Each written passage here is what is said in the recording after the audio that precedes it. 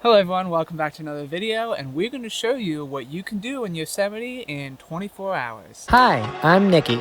And I'm Matt. And welcome to our unsettled journey. Welcome back again to our channel this morning. We woke up extra early to come out for the sunrise. We came to the Valley View parking area and pretty much set up some chairs and sat here. The sunrise today was about 6:15 in the morning, so we got here around 5:30. Coming into the park that early, we didn't have any traffic or anything to really worry about. So we wanted to give you an idea, because we're only spending a day here, what you can do within a day here in Yosemite. So we enjoyed the sunrise, and we're really excited to show you around Yosemite Park and give you some facts and information about the national park here in California. So we made it here to the top of the Columbia Rock. So the park labels this trail as moderate, and there's probably about 100 at least switchbacks along this trail. It's all uphill, so just keep that in mind, and we also recommend bring plenty of water, just like all the other hikes here at the park. Regarding that, it is part of the Upper Yosemite Falls Trail, so if you're really feeling it that day, you can take it 2 more miles up the hill up to the very top of Yosemite Falls. So Columbia Rock has sweeping views of the Yosemite Valley, and it's a very unique hike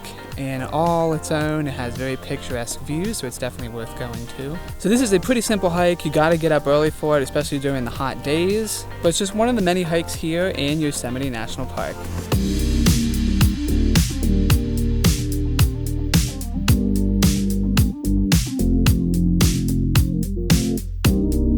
So we've made it to Tunnel View, which is really one of the best views here of the Yosemite Valley. And Tunnel View has unobstructed views of El Capitan, Bridal Veil Falls, and even Half Dome on clear days. So back in 1984, Yosemite National Park became part of the World Heritage Foundation. Now Yosemite Park itself, total, not even the Yosemite Valley, includes up to 750,000 acres of land, which makes it a pretty big park. And each year there's around 4 million visitors, which makes this park pretty popular. And like we mentioned before, there is a reservation system here currently. Not sure when that's going to get lifted, but just keep that in mind when coming here to the Yosemite Valley. So Tunnel View, nonetheless, like we mentioned, has a really great view and is an easy pull-off when driving down into the Yosemite Valley.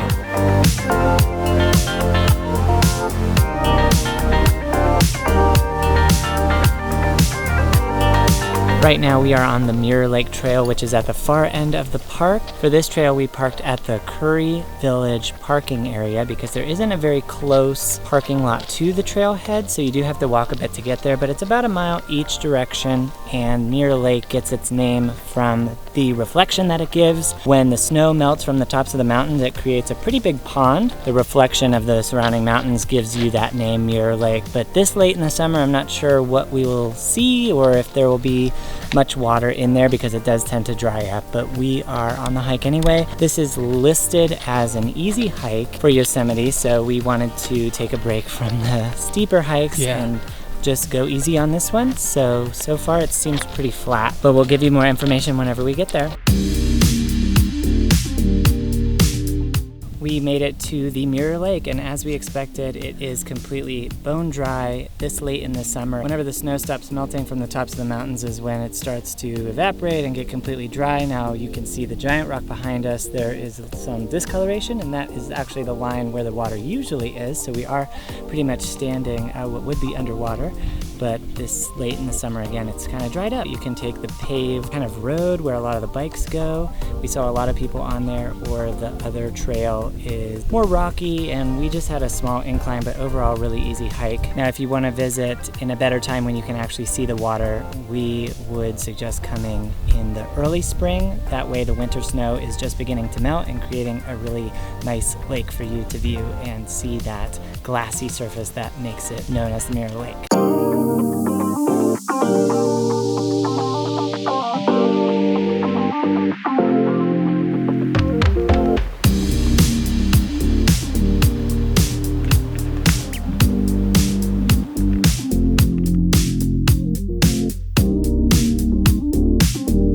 Since Yosemite is a really drivable park, one place you can come up for an awesome view is Glacier Point. This scenic lookout is about 7,200 feet in elevation, so it brings you up higher than you would be in the valley, and it gives you an awesome sweeping view of Yosemite and especially Half Dome, also vernal falls and Nevada Falls. You get a pretty good view from here. Now we are visiting in late summer, so those waterfalls aren't as full as they are in other times of the year, but it's still an awesome place to come up and very easy if you aren't a big hiker. But if you are, Yosemite has 800 miles of hiking trails throughout the park, so you can get out there and really enjoy anywhere from easy strolls all the way up to challenging or overnight hikes if you're up for it.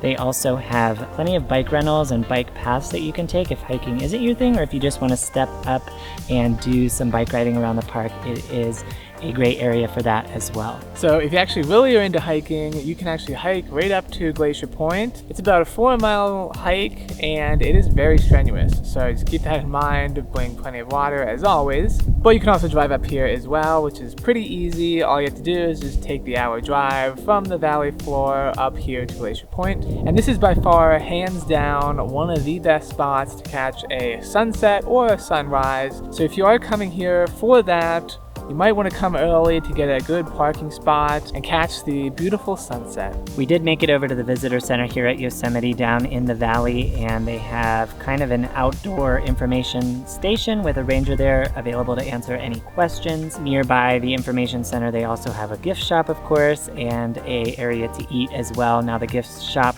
has pretty much a full-size supermarket in there, so if you're staying nearby, there are different lodging options. You can do camping, or you can stay at one of the lodges in or near the park.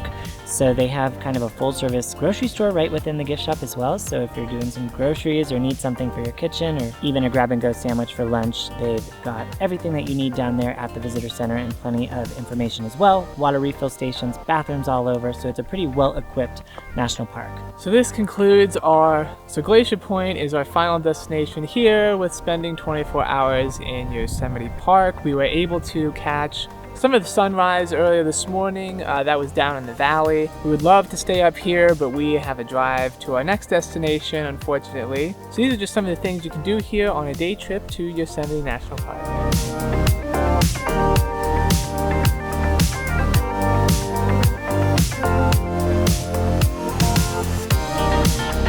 We wanted to thank you again for watching our video today. We hope that you're enjoying our National Park series. We do have other videos in this series which you can check on our playlist. If you're enjoying our content here on YouTube, we really encourage you to subscribe. We appreciate your support, and we have other social media where we post content that you won't be able to find here on YouTube.